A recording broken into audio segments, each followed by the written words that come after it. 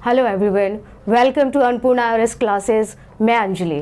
Last video में हमने NCERT के क्लास 10th के मैथ्स के एक्सरसाइज 1.2 को कंप्लीट कर लिया था। इस वीडियो में एक्सरसाइज 1.3 से स्टार्ट करने वाले हैं। ध्यान रहे, एनसीईआरटी के क्लास 10th के ये मैथ्स हैं। तो एक्सरसाइज 1.3 में आपका पहला क्वेश्चन क्या कहता है?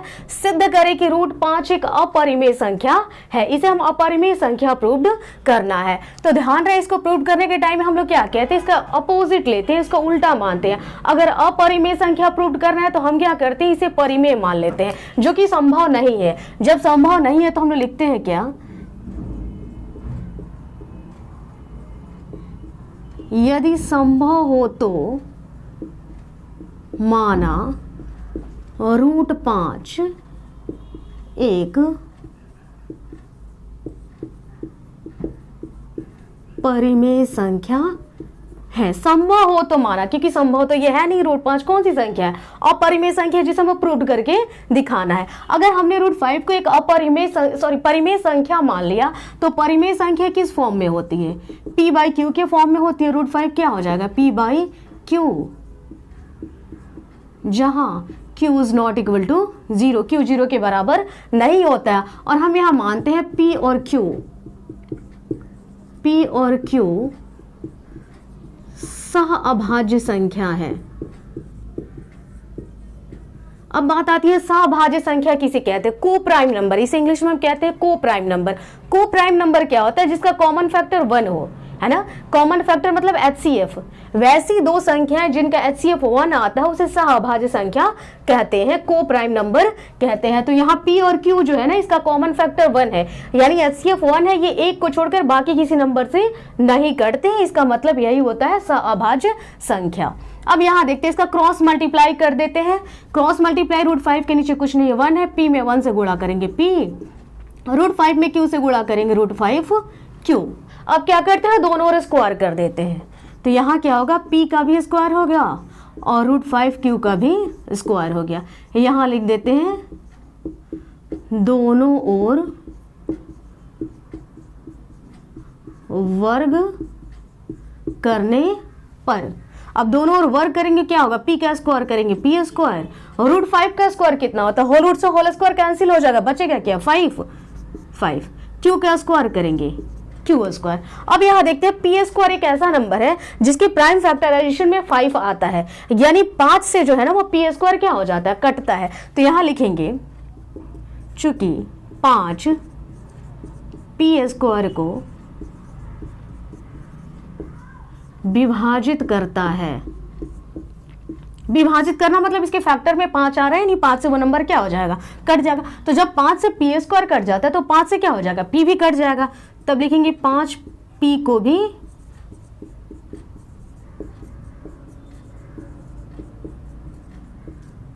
विभाजित करेगा। इसे हम इक्वेशन फर्स्ट ले लेते हैं, इसे इक्वेशन सेकंड ले लेते हैं। फिर हम मानते हैं,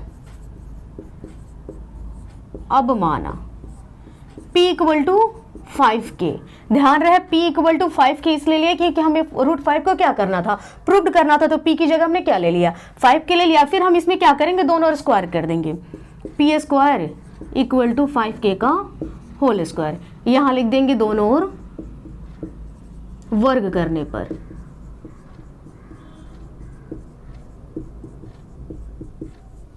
P स्क्वायर 5 का स्क्वायर करेंगे, 5 में 5 से मल्टीप्लाई करेंगे, 25K स्क्वायर। यहाँ दे P स्क्वायर इक्वल टू कितना है, 5Q स्क्वायर आया है। तो हम लोग यहाँ P स्क्वायर इक्वल टू कितना लिख सकते हैं, 5Q square equal to 25K square. यहाँ लिख देंगे समीकरण फर्स्ट से। हमने इक्वेशन फर्स्ट को क्या किया, यूज किया। 5 गुणा में उधर जाता है तो क्या हो जाता है, भाग में हो जाता है, बाई 5K स्क्वायर। 5 से 25 कट जाता है 5 बार में। इसका मतलब ये होता है Q स्क्वायर इक्वल टू कितना हो जाता है, 5K स्क्वायर। Equation third. अब यहां देखेंगे Q स्क्वायर के प्राइम फैक्टराइजेशन में कितना आया, 5 आया, यानी 5Q स्क्वायर को विभाजित कर रहा है। 5Q स्क्वायर को विभाजित करता है। इसलिए जब 5 से q बस कर कट रहा है तो 5 से क्या हो जाएगा, q भी कटेगा, तो 5q को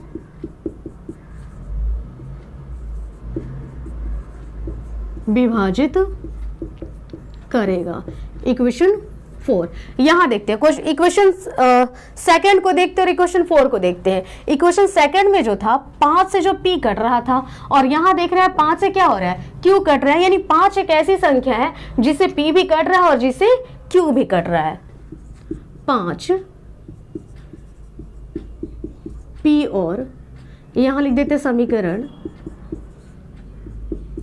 सेकंड और फोर्थ से 5p और q को विभाजित करता है, यानी 5 एक ऐसी संख्या है जिसे p भी कट रहा है और q भी कट रहा है। लेकिन हमने यहां क्या माना था, p और q कौन सी संख्या थी, सहअभाज्य संख्या थी, यानी p और q जो है एक को छोड़कर बाकी किसी नंबर से नहीं कटता है। जबकि यहां देख रहे हैं p और q जो है वो किससे कट जा रहा है, 5 से कट जा रहा है। इस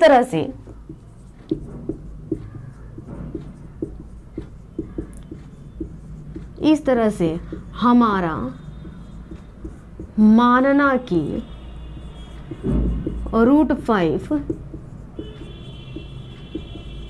एक परिमेय संख्या है, गलत है। हमने जो माना था, जब यहां मेरा मानना गलत हो गया, p और q दोनों किससे कट जा रहा है, 5 से कट जा रहा, और हमने यहां देखा था क्या, p और q एक को छोड़कर बाकी से नंबर से नहीं कटते, नहीं, हमारा मानना गलत हो गया। हमने क्या माना था, परिमेय संख्या माना था, जो कि गलत हो गया। अब √5 परिमेय संख्या नहीं होगी तो कौन सी संख्या होगी, अपरिमेय संख्या हो जाएगी। इसलिए √5 एक अपरिमेय संख्या है। ध्यान रहे, थोड़ा लेंदी होता है, बस आपको इसको समझने की जरूरत है। एक बार फिर से हम इसे देखते हैं, क्या है, अपरिमेय संख्या प्रूव करना है तो हम लोग इसे क्या मान लेंगे, परिमेय मान लेंगे। जब परिमेय हो जाता है तो p/q के फॉर्म में आ जाएगा, q ≠ 0 हो जाता है, और p और q कौन सी संख्या होती है, सहअभाज्य संख्याएं होती हैं। अब हम इसका क्रॉस मल्टीप्लाई कर देते हैं।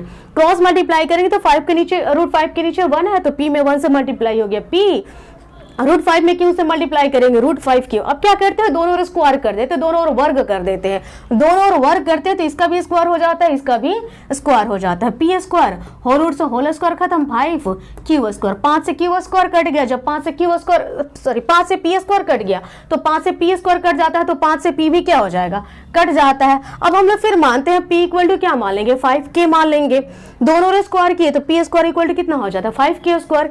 p स्क्वायर की वैल्यू हम लोग यहाँ से डालेंगे तो p स्क्वायर इक्वल टू कितना हो जाता है, 5q स्क्वायर। 5 मल्टीप्लाई में इधर आएगा डिवाइड में, 5 से 25 कैंसिल हो जाता है 5। अब हम देख रहे हैं q स्क्वायर के प्राइम फैक्टराइजेशन में 5 आ रहा है, यानी 5q स्क्वायर को क्या करे, विभाजित कर रहा है। तो जब 5q स्क्वायर को विभाजित करेगा तो 5 क्या करेगा, q को भी विभाजित करेगा। तो 5 में क्या कर दिया, q को भी विभाजित कर दिया। अब सेकंड और फोर्थ को देखते हैं तो दोनों के प्राइम फैक्टराइजेशन में क्या आ जाता है, 5 आ जाता है। p और q दोनों 5 से क्या हो जा रहे हैं, कट जा रहे हैं। और हमने यहाँ क्या माना था, p और q सहअभाज्य संख्याएं थी, को प्राइम नंबर थी, एक को छोड़कर बाकी किसी नंबर से नहीं कटते, यानी हमारा मानना क्या हो गया, गलत हो गया। जब हमारा मानना गलत हो गया कि परिमेय संख्या है, तो ये जब परिमेय संख्या नहीं होगी तो क्या होगी, अपरिमेय संख्या होगी, यानी √5 क्या हो जाती है, अपरिमेय संख्या हो जाती है। क्वेश्चन नंबर सेकंड पे आते हैं। यहां देखते हैं क्या करें, प्रूव्ड करना है 3 + 2 √5।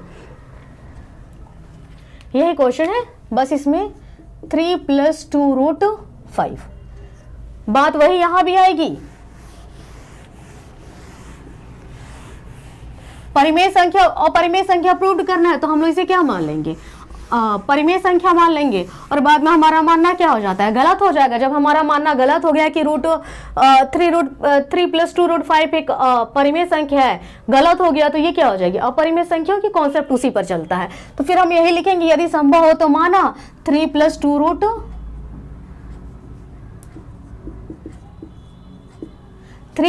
√5 कौन सी संख्या है, एक परिमेय संख्या। परिमेय संख्या होगी तो p/q की फॉर्म में लिखी जाएगी, तो हम इसे p/q के फॉर्म में लिखेंगे। जैसे 3 + 2 √5 = p/q, जहां q is not equal to 0। ध्यान रहे ये वाला उतना लेंथी नहीं जाता है जितना पहला क्वेश्चन आपका गया है। अब इसमें क्या करते हैं, रूट वाले को एक और करेंगे, बिना रूट वाले को सबको क्या करेंगे, एक और करेंगे। तो यहाँ सबसे पहले देखते हैं 3 + 2 √5, और रूट वाला यहाँ टर्म मेरा √5 है। 5 के साथ सबसे पहले किस चीज को हटाएंगे, तो यहाँ 3 को हटाएंगे। 3 के आगे कोई साइन नहीं, प्लस में है, ये प्लस में है तो बराबर के उधर जाता है। जब ये RHS में जाएगा तो क्या हो जाएगा, माइनस में हो जाएगा। तो ये हो जाता है 2 √5 इक्वल टू p/q - 3, 2 √5। इस कैल्शियम ले लेते हैं, q 3 के नीचे कुछ नहीं है, 1, q और 1 कैल्शियम कितना हो जाता है, q। नीचे वाले से नीचे वाले में डिवाइड करेंगे, q से q में डिवाइड करेंगे 1, और 1 में p से मल्टीप्लाई करेंगे p। इसके नीचे कुछ नहीं है, 1 में q से डिवाइड करेंगे q में 3 से मल्टीप्लाई करेंगे 3q। √5 के साथ 2 मल्टीप्लाई में है, जब ये RHS में आएगा ना तो ये किस में हो जाएगा, डिवाइड में हो जाएगा। √5 इक्वल टू कितना हो जाता है, p - 3q/2q, इक्वेशन फर्स्ट। अब यहाँ देखते हैं p और q परिमेय संख्या, p और q यहाँ जो परिमेय संख्या के फॉर्म में लिखे ना तो ये पूर्णांक होते हैं, तो इसके साथ जो भी ये संख्या है ना ये सभी क्या हो जाती है, परिमेय संख्या हो जाती है। अब फर्स्ट का देखते हैं, RHS जो है वो परिमेय संख्या होती है, और LHS हमें पता है क्या है, √5 कौन सी संख्या, अपरिमेय संख्या। तो यहाँ अपरिमेय संख्या कभी भी परिमेय संख्या के बराबर नहीं हो सकती है, जो कि गलत हो जाएगा, और जब गलत हो जाएगा परिमेय संख्या गलत हो जाएगी तो कौन सी संख्या होगी, अपरिमेय संख्या हो जाएगी। यहाँ लिखते हैं √5 एक अपरिमेय संख्या है,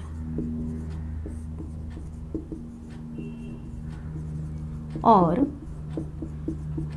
p - 3q/2q परिमेय संख्या है।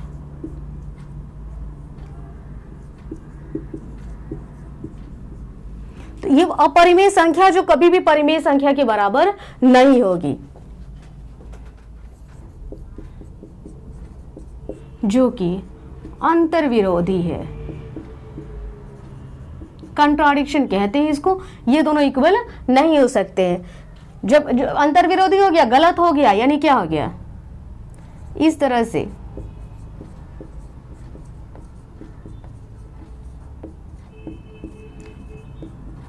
हमारा मानना कि 3 + 2 √5 एक परिमेय संख्या है, गलत है।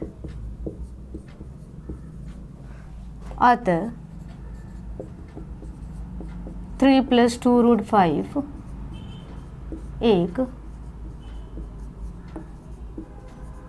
अपरिमेय संख्या है।